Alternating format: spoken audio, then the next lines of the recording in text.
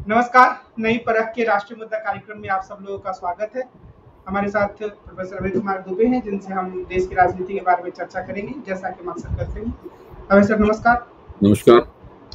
देश की राजनीति में जो घटनाक्रम हो रहा है पिछले एक दो दिनों में, तो सबसे बड़ी घटना जिसकी चर्चा रही वो यही है कि प्रियंका गांधी चुनाव लड़ेंगी, उनके संसदीय की शुरुआत हो रही है। राहुल गांधी ने रायबरेली सीट को अपने पास रखा है और वायनाड से उन्होंने इस्तीफा दिया है। तो क्या ये जो एक घटना है उसे कांग्रेस की लिहाज से एक वाटर सेट या एक बेहतर प्रस्थान बिंदु मान सकते हैं, या एक आम घटना है जिसमें कि एक और राजनेता संसदीय राजनीति में शामिल हो रही है? इसे हम कैसे देखते हैं? देखिए, 2024 के लोकसभा चुनाव में अगर आप सभी पार्टियों के प्रदर्शन के ऊपर गौर करें तो भारतीय जनता पार्टी का प्रदर्शन गिरा है, लेकिन कई ऐसी पार्टियां हैं जिनके प्रदर्शन बेहतर हुआ है। लेकिन राष्ट्रीय स्तर पर अगर आप प्रभाव को देखें तो कांग्रेस को सबसे ज्यादा फायदा हुआ है। कांग्रेस का प्रदर्शन दूना हो गया है और खासतौर से उत्तर प्रदेश में कांग्रेस के प्रदर्शन को जो लाभ हुआ है उसने उसके प्रदर्शन में 4 चांद लगा दिए हैं।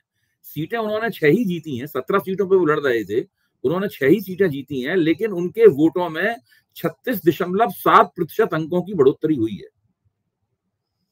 और सबसे इसमें दूसरा 4 चांद तब लगता है जब राहुल गांधी अमेठी से 3 लाख रायबरेली से 3,90,000 वोटों से जीतते हैं और जो उनके चुनाव प्रबंधक हुआ करते थे अमेठी में, किशोरी लाल शर्मा, वो स्मृति ईरानी को 1.5-2 लाख वोटों से हरा देते। तो ये एक बहुत बड़ी घटना कांग्रेस का पिछले 10 साल के अंदर कांग्रेस की जो बुरी हालत थी, उस हालत के मद्देनजर ये कांग्रेस के हालिया इतिहास की एक बहुत ही चमकदार घटना है और ये एक ऐसा क्षण है जो कांग्रेस को पुनर्जीवन प्रदान कर सकता है राष्ट्रीय स्तर पर, खासतौर से उन इलाकों में जिन इलाकों की वजह से ही वो लगातार सत्ता में बनी रहती थी। तो अब जाहिर था, मैं तो पहले से ही इस बात को कह रहा था और बाकी लोग भी मानते ही थे इस बात को कि राहुल गांधी रायबरेली की सीट रखेंगे। और जब अमेठी और रायबरेली में पर्चा भरने की पहले चर्चा हो रही थी, नई परख के मंच पर भी चर्चा हुई थी, तब भी हम लोगों ने इस बात को कहा था कि संभवतः रायबरेली से वो चुनाव लड़ेंगे, बाद में वायनाड को छोड़ देंगे और उसके बाद वायनाड से प्रियंका गांधी चुनाव लड़के संसद में पहुंच जाएंगी। ये हम लोगों ने तब भी चर्चा की थी। जाहिर है वो चर्चा कयासों की शक्ल में थी और उस वक्त कयास लगना स्वाभाविक ही थे। कोई नहीं जानता था उत्तर प्रदेश की राजनीति ये करवट बदलेगी। हम लोग ये मानते थे कि राहुल गांधी रायबरेली से जीत जाएंगे, लेकिन अमेठी में ये स्मृति ईरानी की दुर्गति होगी, ये हम लोग नहीं जानते थे। उत्तर प्रदेश में विपक्ष 43 सीटें जीत जाएगा और भारतीय जनता पार्टी पीछे चली जाएगी, हम लोग ये भी नहीं समझते थे। ये मानते थे कि कांग्रेस और समाजवादी पार्टी की गठजोड़ से जो अल्पसंख्यक वोट है उसमें एकता जरूर हो जाएगी, वो बिखरेगा नहीं, पर इससे ज्यादा हम लोग कुछ कह पाने की स्थिति में नहीं थे। लेकिन जैसे जैसे चुनाव आगे बढ़ा, वोटरों ने इस चुनाव को अपने कंधे पे उठा लिया और वो बढ़ते चले गए और भारतीय जनता पार्टी पीछे छूटती चली गई। राहुल गांधी की विशेषता ये, राहुल गांधी ने 2 बहुत बड़े काम किए। एक काम तो उन्होंने ये किया कि उन्होंने बहुत ही जमकर और अपने ऊपर होने वाली विपरीत टिप्पणियों की परवाह न करते हुए जो वो उचित समझते हैं वैसा उन्होंने चुनाव प्रचार किया। मैं कहता हूं पहली भारत जोड़ो यात्रा से ही उनका ये दृष्टिकोण था। हम लोगों ने भी उनकी कई बातों की आलोचना की। हम लोगों ने दूसरी भारत जोड़ो यात्रा को हमदर्दी से नहीं देखा। मैंने भी टिप्पणी की कि उनका समय सही नहीं था, उन्हें इंडिया गठबंधन की देखभाल करनी चाहिए थी, विपक्ष की एकता की परवाह, ये सब बातें हम लोगों ने की थी। लेकिन राहुल गांधी ने इन सब किसी बात की परवाह नहीं की। उन्हें जो उचित लगा उसके ऊपर वो दृढ़ता से कायम रहे और उन्होंने पूरे देश में घूम घूम कर विपक्ष के मोदी विरोधी और भाजपा विरोधी प्रचार के इंजन का काम किया और खासतौर से संविधान को अपने हाथ में, संविधान की लाल रंग की कवर वाली किताब को अपने हाथ में लेकर उन्होंने जनसभाएं की और जनसभाओं में उन्होंने किताब को दिखाकर कहा कि ये संविधान खतरे में है, इसको बचाने के लिए वोट करें। और ये सब चीजें गेम चेंजर साबित हुई। दूसरा काम राहुल गांधी ने बहुत जबरदस्त ये किया कि उन्होंने एक अनूठा घोषणा पत्र तैयार करवाया चिदंबरम साहब के नेतृत्व में जो कमेटी बनी उसके जरिए। ये घोषणा पत्र भी गेम चेंजर साबित हुआ। इस घोषणा पत्र ने पूरे चुनाव के केंद्र में आर्थिक मुद्दों को ये घोषणा पत्र ले आया और बेरोजगारी के सवाल से इस घोषणा पत्र की वजह से अग्निवीर की योजना जुड़ गई, आरक्षण का प्रश्न जुड़ गया, ईडब्ल्यूएस वो नोटबंदी की वजह से जो दिक्कतें पैदा हुई, वो तमाम दिक्कतें धीरे धीरे करके एक ही जगह वो लोग इकट्ठी होती चली गई। और नरेंद्र मोदी ने सबसे बड़ी गलती ये की कि उन्होंने इस घोषणा पत्र के ऊपर उसको मुस्लिम लीगी करार दिया और उसके ऊपर हमला किया, और इसके वो सब बातें उन्होंने कही जो बहुत हास्यास्पद साबित हुई कि आपकी टोटी कोई खोल ले जाएगा, आपकी भैंस खोल ले जाएगा, आपके घर का एक कमरा आपसे छीन लिया जाएगा, आपका आरक्षण छीन के मुसलमानों को दे दिया जाएगा, आपके मंगलसूत्र, आपकी पत्नियों के मंगलसूत्र उतार लिए जाएंगे, आपके घर का सोना, आदिवासियों घर की चांदी ले ली जाएगी। ये तमाम बातें नरेंद्र मोदी ने कही। आज नरेंद्र मोदी अपने ही इस तमाम बातें कहने के कारण अपने ही कटघरे में लांछित खड़े हुए, उनकी ये स्थिति है। तो ये एक बहुत बड़ी घटना हुई है, और अब ये कांग्रेस को चाहिए, और कांग्रेस ऐसा कर भी रही है कि वो इस चीज का लाभ उठाए, अपने और कदमों को सुदृढ़ करे और समाजवादी पार्टी के साथ मिलकर अगले विधानसभा चुनाव को पूरे दबदबे के साथ लड़े और भारतीय जनता पार्टी के साथ उत्तर प्रदेश की सत्ता को छीन ले। अगर वो ऐसा करती है तो 2029 में नरेंद्र मोदी की पूरी सत्ता सबका कबाड़ा होना बिल्कुल तय है। प्रियंका गांधी और राहुल गांधी के बारे में पहले कुछ वर्षों पहले बार बार ये टिप्पणी आती थी कि प्रियंका गांधी को इसलिए पीछे रखा जाता है क्योंकि वो कहीं ना कहीं राहुल गांधी के ऊपर हावी हो सकती है, उनका व्यक्तित्व हावी हो सकता है, राहुल नेपथ्य में जा सकते हैं। क्या आपको इस बात में सच्चाई दिखती है? क्या राहुल गांधी भी इससे आगे निकल चुके हैं, या इस बात का खतरा कांग्रेस? ये सारे के सारे विश्लेषण जो हैं वो चंडू खाने के विश्लेषण है। मैं कभी इस तरह के विश्लेषणों पर यकीन नहीं किया। मैं इस बात को नहीं मानता हूँ। गांधी परिवार की तरफ से जितने भी संकेत मिल रहे थे, उन संकेतों में ऐसा कभी भी नहीं लगा कि गांधी परिवार राहुल गांधी और प्रियंका गांधी की प्रतियोगिता करवा रहा है आपस में। ऐसा कभी भी नहीं लगा।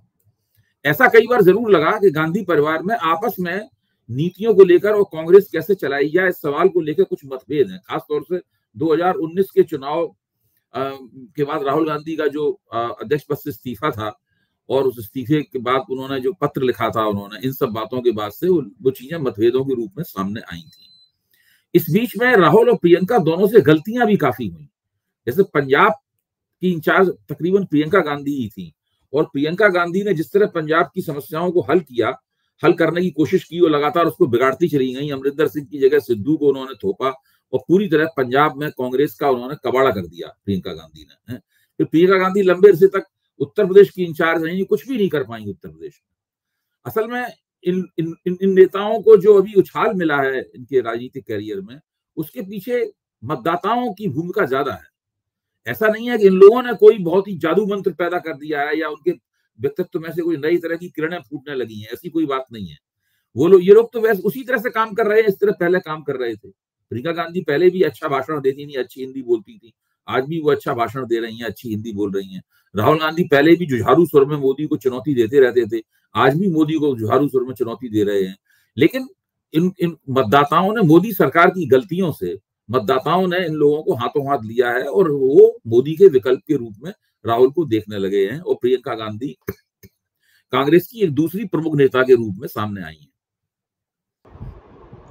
एक प्रश्न या एक टिप्पणी जो विपक्षी दलों की तरफ से, यानी कि भारतीय जनता पार्टी और कांग्रेस के आलोचकों की तरफ से भी आ रही है, वह परिवारवाद के बारे में कि कुल मिलाकर प्रियंका गांधी का चुनावी राजनीति में आना इस बात को दर्शाता है कि कांग्रेस एक परिवार के आसपास ही केंद्रित रहने वाली पार्टी है। क्या आपको लगता है कि परिवारवाद अभी भी एक बहुत ही मजबूत ऐसा मुद्दा है जिस पर कांग्रेस को घेरा जा सकता है? भाई, पिछले 2 साल से नरेंद्र मोदी ये बात कह रहे हैं और भाजपा वाले ये बात कह रहे हैं।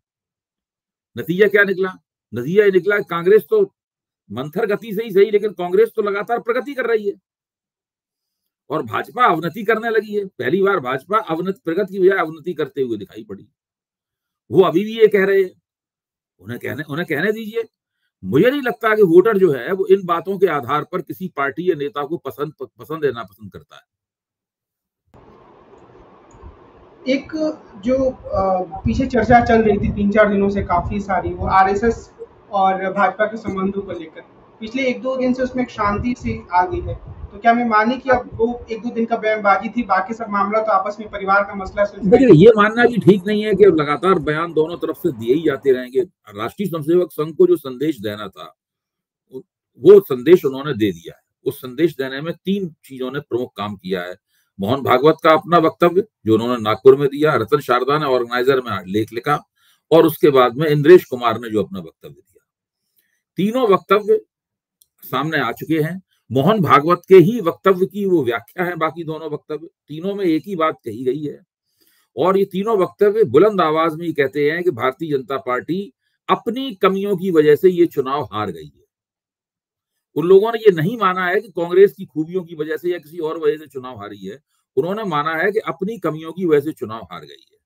अब जो अपनी कमियां क्या है, उसमें राष्ट्रीय स्वयंसेवक संघ ये नहीं कहता है कि भाई अर्थव्यवस्था का बहुत खराब बंदोबस्त किया गया, बेरोजगारी बहुत थी, जनता, ये वो नेताओं का अहंकार है, बदइंतजामी है, कार्यकर्ताओं की तरफ ध्यान नहीं दिया गया, वगैरह वगैरह, इस तरह की बातें वो लोग कर रहे हैं। तो वो देखने की बात यह है कि इन चीजों का भाजपा का जो पुनर्गठन होने वाला है उस पर उनका क्या असर पड़ता है। अब हम लोगों की निगाह इस पे नहीं रहनी चाहिए कि वो अब नया वक्तव्य कौन सा देते हैं, उन्हें देना होगा, देंगे नया वक्तव्य, तो वक्तव्य देंगे तो हम लोग उसकी व्याख्या करेंगे। अब नजर इस पर रहनी चाहिए कि भारतीय जनता पार्टी का पुनर्गठन कैसे हो रहा है, कौन व्यक्ति है जिसको अध्यक्ष के रूप में सामने लाते हैं। अगर राष्ट्रीय स्वयंसेवक संघ किसी बिल्कुल नए व्यक्ति को भाजपा का अध्यक्ष बनवाते हैं, तो मैं ये मानता हूं कि उस व्यक्ति को इस दृष्टि से लाया जाएगा कि फिर वो नरेंद्र मोदी के विकल्प के रूप में उसको विकसित किया जाएगा, इस तरह के व्यक्ति के रूप में विकसित किया जाएगा। अब नरेंद्र मोदी नजारे में नहीं होंगे तो उनकी जगह उसको लाया जा सके। क्योंकि आप देखिए, राजनाथ सिंह जी हैं, गडकरी हैं, इन सब लोगों की उम्र नरेंद्र मोदी से कोई कम तो है नहीं। गडकरी थोड़ी ज्यादा कम है जी, गडकरी की थोड़ी ज्यादा कम है, उनका स्वास्थ्य बहुत खराब है। गडकरी का स्वास्थ्य इन दोनों का बहुत खराब है, वो तो मंच के ऊपर गिर पड़ते हैं, कभी कभी उनका शुगर लेवल गड़बड़ा जाता है, तो वो ऐसी स्थिति है। तो मैं कहना ये चाहता हूं कि अगर नरेंद्र मोदी 5 साल तक प्रधानमंत्री बने रहते हैं, तब फिर उनकी उम्र तो 78-79 साल हो जाएगी उस वक्त तक जाते जाते। तब तक जनता का मानस कैसा बनेगा, ये गठजोड़ सरकार कैसे चलेगी, कोई नहीं जानता है कि भविष्य में क्या छिपा हुआ है। चुनावी मुहिम शुरू होने से पहले कोई जानता था कि इस तरह का नतीजा इंतजार कर रहा है प्रकट होने के लिए, लेकिन इस तरह का नतीजा आया। हम सब लोग तरह तरह से, कोई किसी को दुखद आश्चर्य हुआ, किसी को सुखद आश्चर्य हुआ। तो संघ की बहुत बड़ी जरूरत यह है कि जब नरेंद्र मोदी अवकाश ग्रहण करें या जनता उन्हें सिंहासन से उतार दे या वक्त उन्हें सिंहासन से उतार दे, उनकी बढ़ती हुई आयु उन्हें सिंहासन से उतार दे, उनका स्वास्थ्य उन्हें सिंहासन से उतार दे, कुछ भी हो जाए, ऐसी स्थिति में संघ परिवार के पास एक दूसरा नेता होना चाहिए जो नरेंद्र मोदी की जगह ले सके। अब अभी संघ परिवार के पास एक मौका है कि वो भारतीय जनता पार्टी के अध्यक्ष के रूप में एक व्यक्ति को प्रोजेक्ट कर सकता है। जरूरी नहीं वो व्यक्ति, ये प्रोजेक्शन सफल हो, लेकिन कम से कम एक कोशिश तो की ही जा सकती है। तो क्या ऐसा कोई व्यक्ति परिदृश्य में दिखता है या बिल्कुल वो पीछे से सामने आएगा? जैसे नहीं, मुझे बिल्कुल ऐसे किसी व्यक्ति के बारे में नहीं पता। जब गडकरी को संघ का भाजपा का अध्यक्ष बनाया गया था तो उन्हें मैं बिल्कुल नहीं जानता था। वो नागपुर स्तर पे या महाराष्ट्र में ही उनको जाना जाता था, बाहर तो कोई परिचित नहीं था उनसे। लोकसभा अध्यक्ष के चुनाव को लेकर हल्की फुल्की घमाघमी देखने को मिली, पर मोटे तौर पर ऐसा लगता है कि जो दोनों बड़े सहयोगी दल हैं, जनता दल यूनाइटेड और तेलुगु देशम पार्टी, वो भारतीय जनता पार्टी की बातों को मान लेंगे। तो क्या आपको ये लगता है कि उनकी राजनीतिक चूक होगी या अपनी हैसियत के हिसाब से उनको मानना ही है? कोई चूक नहीं, भाजपा के मुकाबले उनकी सीटें बहुत कम है और उन्हें अपनी राज्य सरकारें भी चलानी है। बिहार में अभी नीतीश कुमार को चुनाव ही लड़ना है, 1.5 साल करीब चुनाव में है, तो ऐसे में वो केंद्र सरकार से उनका जो समीकरण है, उस समीकरण को तभी भंग करेंगे जबकि वो पाला बदलना चाहते हो। जब तक वो पाला ने बदलने के मूड में नहीं होंगे, तब तक वो समीकरण नहीं भंग करेंगे। क्या उनके लिए ये भूल साबित हो सकती है? क्योंकि जिस तरीके का प्रदर्शन रहा है विधानसभा अध्यक्षों का, उसकी निगाह से देखें तो मुझे लगता यह है कि भारतीय जनता पार्टी अपना अध्यक्ष बनाएगी। हो सकता है उड़ीसा के जो पुराने बड़े योग्य नेता हैं जो कांग्रेस में थे लेकिन अब भाजपा में आ गए हैं, भर्तृहरि मेहताब, जो संभवतः हरे कृष्ण मेहताब के पुत्र हैं, उनका नाम चल रहा है। और तेलुगु देशम जो चंद्रबाबू नायडू का परिवार है, एनटी रामाराव का परिवार है, उन्हीं की बेटी जो पुरंदेश्वरी है, उनका भी नाम चल रहा है इसके लिए। तो उड़ीसा या आंध्र प्रदेश, मतलब एक अंदाज से मैं कह रहा हूं, मैं नहीं कह रहा हूं यही लोग होंगे, इनमें से कोई अध्यक्ष बनाया जा सकता है। उसके बाद हो सकता है कि उपाध्यक्ष का पद तेलुगु देशम को दे दिया जाए, और कांग्रेस की जो मांग है कि उपाध्यक्ष विपक्ष को मिले, वो विपक्ष को न मिले उनको उपाध्यक्ष का पद। तो इस तरह की कुछ स्थितियां बन सकती हैं। मुझे नहीं लगता कि भारतीय जनता पार्टी अध्यक्ष पद छोड़ेगी। एक बात जो मीडिया में आजकल दिखती है और कई लोग उसकी आलोचना करते हैं, वो ये कि ऐसे दिखाया जाता है ऐसे नरेंद्र मोदी पुराने नरेंद्र मोदी ही हैं। कुछ लोग कहते हैं कि नहीं है, वो गठबंधन सरकार के मुखिया हैं, तो उस हिसाब से उनका मूल्यांकन होना चाहिए। क्या इतने दिन हो गए नरेंद्र मोदी को, तीसरी बार प्रधानमंत्री बने, कुछ ऐसा परिवर्तन आप देखते हैं जिससे ये लगे कि अच्छा वो गठबंधन सरकार के मुखिया हैं और वो कद उनका नहीं रहा? भाई ऐसा ही देखिए ना, राष्ट्रीय स्वयंसेवक संघ लगातार जोर जोर से कह रहा है कि ये चुनाव हार गए, ये चुनाव हार गए। नरेंद्र मोदी की तरफ से कोई उसका जवाब नहीं दे रहा है, सब चुपचाप बैठे हुए हैं। ये पहला सबूत तो इस बात का है कि चुनाव परिणामों का क्या असर पड़ा। इसके बाद में लोकसभा अध्यक्ष के लिए चर्चाएं चल रही हैं, वरना उन्हें बहुत मिल जाता तभी तक लोकसभा अध्यक्ष वगैरह सब तय हो जाता। क्या है, कोई इस पर बहस ही चर्चा ही नहीं होती उसके अंदर। विपक्ष इतना मजबूत है, क्या विपक्ष ने पेशबंदी करनी शुरू कर दी है कि संसद में उसे क्या करना है। सेबी के सामने आज प्रदर्शन किया गया है कि उन्होंने आरोप लगाया था कि उन्होंने खुद स्टॉक मार्केट में ये आपका जो एग्जिट पोल आया था उसके बाद में ये सब कहा उन्होंने कि स्टॉक हम जीतने वाले हैं, स्टॉक मार्केट खूब बढ़ेगा, लोग जम के पैसा लगाएं वगैरह। तो वो सब बहुत इसको बड़े घोटाले के रूप में ये लोग पेश कर रहे हैं। तो अभी तो देखिए संसद का सत्र शुरू होगा तो नरेंद्र मोदी के ऊपर अटैक होंगे। भारत में विपक्ष कभी भी इतना शक्तिशाली नहीं रहा जितना आज शक्तिशाली है। और राहुल गांधी जब विपक्ष के नेता के थ्रू लीडर ऑफ अपोजिशन के तौर पर वहां बैठेंगे, उनके पास कैबिनेट रैंक होगी और वो हर कमेटी में नरेंद्र मोदी के सामने बैठेंगे। उनको बात कहने का अधिकार होगा, उनका अधिकार कोई उनसे छीन नहीं सकता है। अब जो पहले भाजपा वालों को बहुत बहुत समय मिलता था संसद में, वैसा समय अब उन्हें नहीं मिलेगा, क्योंकि अब विपक्ष के पास भी अच्छे खासे सांसद हैं, कांग्रेस के पास भी अब 100 सांसद हैं। तो ये सारी स्थितियां बिल्कुल बदली हुई होंगी और ये सब बदली, ये नरेंद्र मोदी ऊपर से जो एक आवरण मीडिया की मदद से बनाए रहते हैं उस पर नहीं जाना चाहिए। राजनीतिक परिस्थिति पूरी तरीके से बदल चुकी है। अब आप ये देखिए कि इस वक्त भाजपा सरकार, नवगठित भाजपा सरकार, एनडीए सरकार के 3 मंत्री जो हैं उनके ऊपर बड़ा फोकस है और तकरीबन उनकी अक्षमताएं निकल कर आ रही हैं। अब नीट घोटाला चल रहा है, उसमें धर्मेंद्र प्रधान की स्थिति देखिए कितनी दयनीय स्थिति है, किस तरह के वो अंतर्विरोधी बयान देते हैं। कभी कहते हैं, शुरू में उन्होंने यहाँ शुरू किया कि कोई गड़बड़ी नहीं है लेकिन हम दोषियों को नहीं बख्शेंगे। जब गड़बड़ी कोई नहीं है तो दोषी नहीं है, फिर आप बख्शेंगे किसको? बड़ी अजीब सी बात है। उधर मणिपुर धू-धू करके जल रहा है, आप इधर अश्विनी, इतनी बड़ा रेल हादसा हुआ है, अश्विनी वैष्णव को कुछ खास तरह का विशेषज्ञ माना जाता है रेल के मामलों का, लेकिन वो तो अभी जो रेल सुरक्षा की कोई गारंटी नहीं कर पाए। केवल इन 3 प्रकरणों पर ही इन तीनों मंत्रियों के विभाग ले लिए जाने चाहिए। नीट के सवाल पर धर्मेंद्र प्रधान को बेदखल कर देना चाहिए और अमित शाह के गृह मंत्री के तौर पर मणिपुर उनके ऊपर एक बहुत बड़ा दाग है। केवल मणिपुर की वजह से ही उन्हें गृह मंत्री पद से बर्खास्त कर दिया जाना चाहिए। और अश्विनी वैष्णव के तीसरी उनके नेतृत्व में बड़ी दुर्घटना हो रही है ये। और नरेंद्र मोदी अपने बनारस में बाबा विश्वनाथ के दर्शन करने चले गए। उधर कश्मीर में भी आतंकवादी गतिविधियां बहुत बढ़ रही हैं।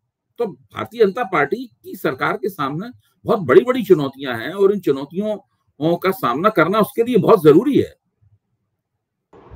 मीडिया की रिपोर्टों में मैंने पढ़ा कि जो लोकसभा अध्यक्ष को लेकर बैठकें हो रही है वो राजनाथ सिंह के यहाँ हो रही है। ऐसा लगता है कि राजनाथ सिंह का महत्व थोड़ा सा बढ़ा है गठबंधन सरकार होने का। बढ़ेगा ही, जो वरिष्ठ मंत्री हैं उनका महत्व बढ़ेगा ही।